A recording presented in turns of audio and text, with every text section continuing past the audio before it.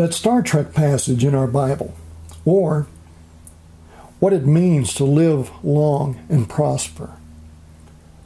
Welcome to another installment in the Over My Shoulder Bible Study series. These brief Bible study videos typically serve to supplement the sermon that I preach each Sunday here with the Missouri Street Church of Christ in Baytown, Texas. As a church family right now, we're reading our Bible completely through over the course of 3 years. This past week, we found ourselves immersed in the book of Ecclesiastes.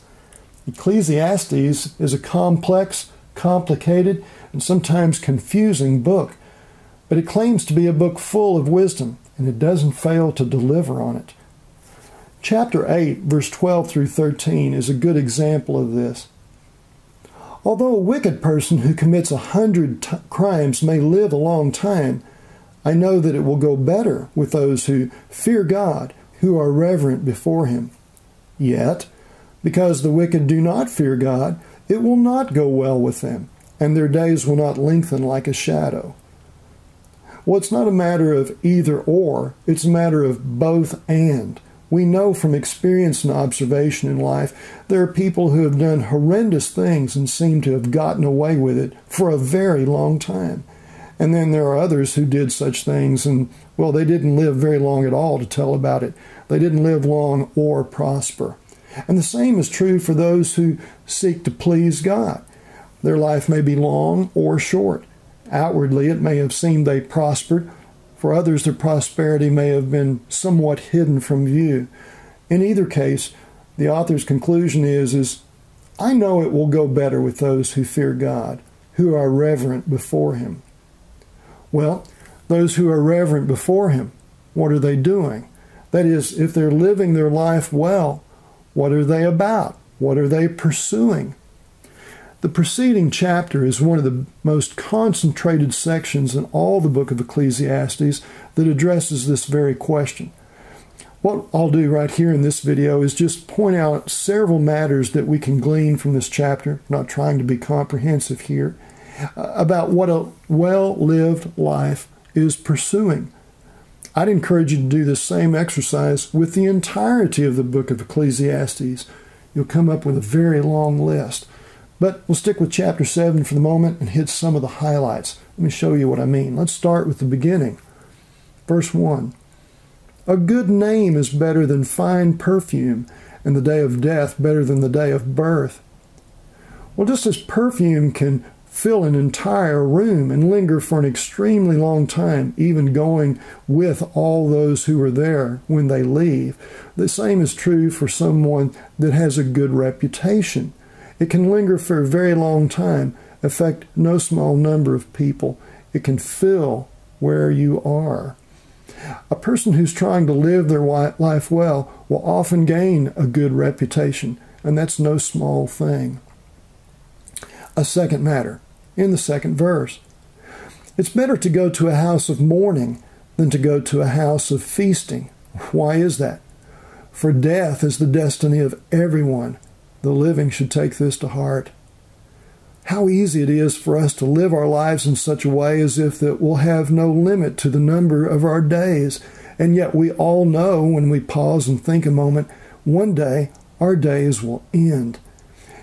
Going to a funeral or sitting with someone who's grieving reminds us of just how mortal we mortals are. And that can help us live our life just a little better, to live long and prosper, as it were. Verse 4 says essentially the same thing. The heart of the wise is in the house of mourning. Let's look at another matter. Let's drop down to verse 7. Extortion turns a wise person into a fool, and a bribe corrupts the heart. This one's very obvious, isn't it? A life well lived isn't going to be able to be bought with money. No one's going to sell their reputation or their character for coin. At the same time, even a wise person might be tempted in this and tripped up by it. They may be turned into a fool because they succumb to extortion. And so we do well to be vigilant in our walk with the Lord, especially in terms of our relationship with money and whether we allow it to have the master over our decisions or not. A life well lived remembers money's proper place.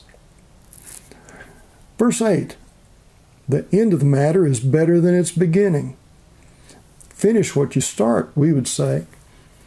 Which is better, to start 10 things and never finish any of them, or to start one good thing and finish it? That's what the author's saying. Don't be quickly provoked in your spirit, for anger resides in the lap of fools. A life well lived manages anger well. Anger will of necessity come up in our life, but what will we do with it? A wise life seeks not to be quickly provoked or short-tempered. You'll be growing toward prosperity and long life when you get your temper under control. Well, there's so much more that could be said, but let's drop down here to verse 13 and 14. Consider what God has done. Who can straighten what He's made crooked? When times are good, be happy. But when times are bad, consider this. God has made the one as well as the other. Therefore, no one can discover anything about their future. What the author is saying here is that we need to trust God, to trust that He is in control and that He knows what's best. There'll be many things in life that appear to be confusing and confounding to us, but trust what God has done. He's greater than we are. Drop down to verse 16 and 17. We'll pick up another point. This may require a bit of explanation. Don't be over-righteous, neither be over-wise. Why destroy yourself? Don't be over-wicked, and don't be a fool. Why die before your time? It's good to grasp the one and not let go of the other. Whoever fears God will avoid all extremes. Is the author saying, don't be too good or too bad? Be something in between or a mix? No, that's not what they're saying. This text that we have in front of us is the NIV rendering. There's a simpler rendering of the NIV made for children and for those that are learning to read, known as the NIRV, the New International Reader's Version. It renders this text spot on. Let me read it for you. Don't claim to be better than you are, and don't claim to be wiser than you are. Why destroy yourself? Verse 17, don't be too sinful, and don't be foolish. Why die before your time comes? See, what the author is saying here is it's easier to make greater claims for ourselves than are real. It's easy to get too big for our britches, we might say. It's also all too easy to get down a trail of sin that leads us into a major highway or interstate of iniquity that we'd never planned to get ourselves into. A life well lived seeks not to be pompous in its righteousness and also to avoid any downward spiral into further sin. And while we're talking about sin, that reminds us of something. Verse 20. Indeed, there's no one on earth who is righteous, no one who does what is right and never sins. A life well lived remains keenly aware of the fact of its own sins. When you remain sensitive to the fact that you're a sinner, you'll not only make better choices in how to live your life, and so have a trajectory more toward prosperity and long life, but you'll also pay closer attention to how you speak to and speak about others, which is where the next two verses go. Don't pay attention to every word people say, or you may hear your servant cursing you, for you know in your heart that many times you yourself have cursed others. A life well lived seeks to grow in being slow to criticize other people. How that is a message that needs to be heard so strongly today in our society. Many other matters, but we'll close out with one in verse 26.